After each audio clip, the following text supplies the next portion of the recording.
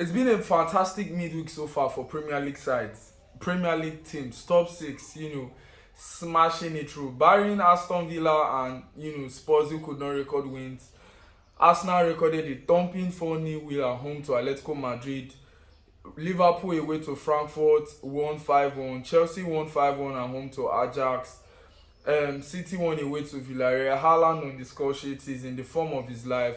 Crazy, crazy times. Even Sean Dykes for Nottingham Forest recorded their first ever win of the season. A 2-0 win at home to FC Porto. Handing Porto their first loss of the season thanks to a couple of penalties from Morgan Gibbs-White and Igor Jesus. Now, I want to start, of course, by talking about Arsenal. That was an impressive win. And I think people are starting to see that, these people are really, really title contenders, and probably maybe there is nothing that they cannot achieve this season. They are favourites for the Champions League. Like it or not, you will be lying to yourself if you say Arsenal are not there. Even as a rival fan, have to admit the depth they have in their squad. In all positions, defense, midfield, attack, they are stacked. And I feel like this could be their year. I know a lot of people have been saying, it could be their year last year, it could be their year last 2 years, it could be their year, last 3 years, and this season we are saying the same thing. But I just feel like there's something about Arsenal this season. They have that professionalism to want to see out games, by ensuring that they win. A lot of people might not actually like how they play football. They call them corner FC, but who cares?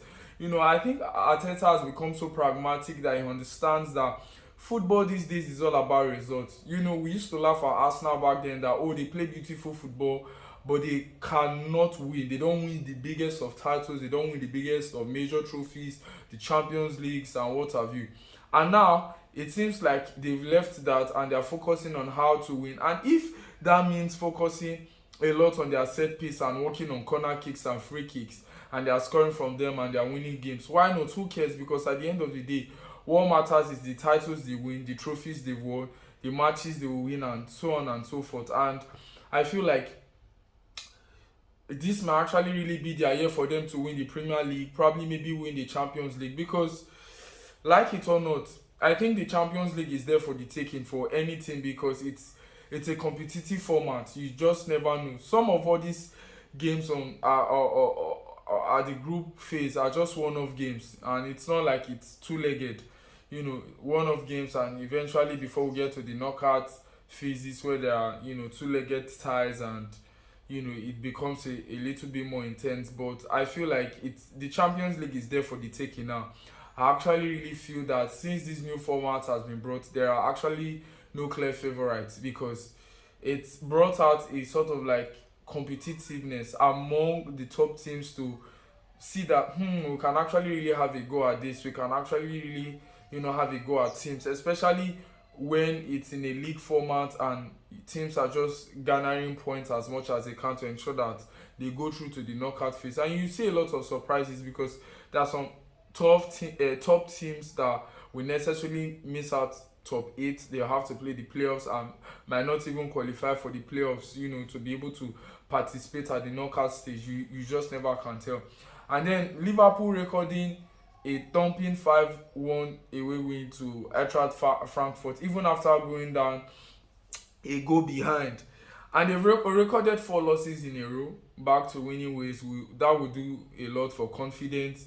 You go Ekitike scoring against his former side. I always felt like for Liverpool, their attack has never been in question. They are always going to score goals because they create loads and loads of chances. It's at the back where I feel like they have issues. I really do not rate Van Dijk as highly as people do. I feel like he's a world-class defender. He's a good defender, but I feel like he has his own dip in form, just like any player would.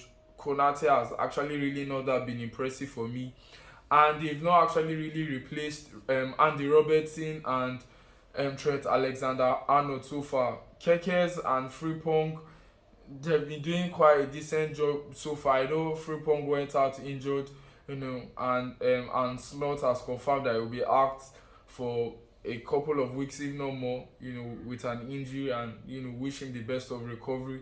Hopes he comes back and smashes it. But obviously, I feel like the fullbacks have not been able to perform to the level like Robertson and Trent would. So it is what it is. It's left for Anslov to figure out. They spent massively on the market.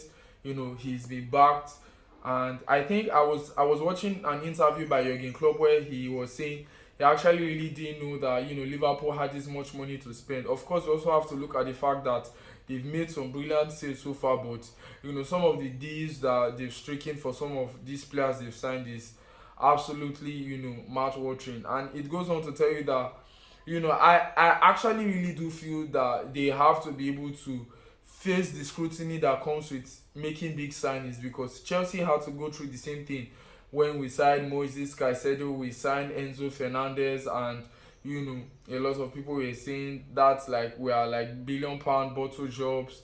We can't play together. These players, they can't play together. They're too young. They can't win trophies. We've won the Conference League. We've won the Club World Cup. Currently, Club World Cup champions.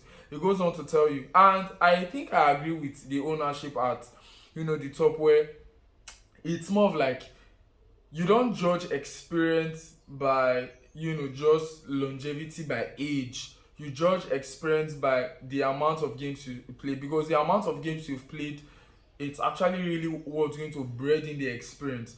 So if you have a 19-year-old or a 20-year-old player that's racked up 100 appearances, probably maybe in top flight football, have about 50 to 60 appearances playing Champions League football, that player has experience, vast experience.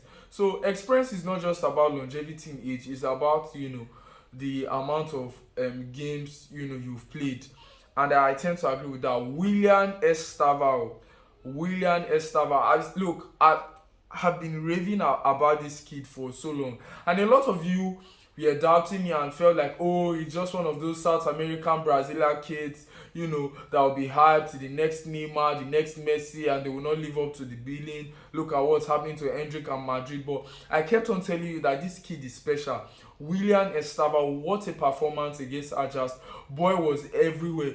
Immediately the ball gets to him, the crowd, they're on their feet, the fans are screaming, they are shouting, and they are looking for the next bit of trick in his box, and he was everywhere. Played as a 10, played as a right winger, played as a left winger, at a point was even playing as a striker, and there was one point in the game where he had a scissor kick, and boy, I tell you, if that scissor kick went in, you all would get to feel the venom that would unleash on this space, because I told you about this kid. And then Jamie Gittins, what a performance. I feel like he's growing even more and more into his stride. He's beginning to be even more confident in his abilities. He's beginning to find confidence in dribbling, going past his man, creating opportunities. There were a lot of in-swingers, he delivered into the box. A lot of people might make a case that, Estavio was supposedly, deservedly supposed to be the man of the match. But, Gittins at the same time, decent performance. I was really, really, really impressed. And then we had three teenagers con the night. We had Tyreek George, we had McGee, and then we had William Estevao score. It was fantastic. We had Reggie Watch, 17-year-old academy product, come from the bench. Exciting times for Chelsea, and we've won back-to-back games, and everybody's like, they might actually really be in for to compete for the Champions League and for the Premier League. Bullshit. Enough of that. We don't want that. We don't want you guys hyping us.